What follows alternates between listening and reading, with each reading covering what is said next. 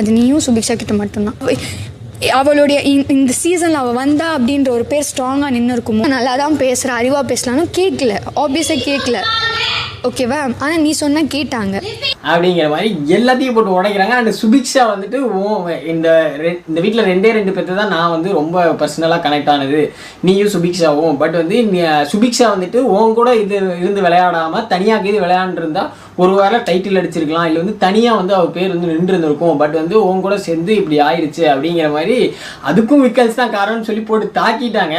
சொல்ல போனால் ஒரு சைடில் விக்கல்ஸ் பின்னாடி தேவையில்லாமல் போயிட்டாங்க சுபிக்ஷா, இல்லைன்னா வேற மாதிரியாவது ஒன்று போயிருக்கும். பட் டைட்டில் அடிச்சிருப்பாங்கங்கிற அளவுக்கு போயிருக்குமானா கொஞ்சம் டவுட் தான். சுபிக்ஷா அந்த அளவுக்கு வந்து பிடிச்சிருந்துச்சா எல்லாத்துக்கும் கேட்டால் கொஞ்சம் கம்மி தான். ஸோ வந்துட்டு ஒரு சைடு கரெக்டு, பட் வந்து இன்னொரு சைடு அது வந்து அவ்வளோ கிடையாது. பட் அது வந்து வியானாவோட வியூ. அண்ட் வந்து அது கரெக்டு தான். அந்த விக்கல்ஸை போட்டு வாட்டி வதச்சு கொண்டுட்டாங்க. ஏன்னா இத்தனை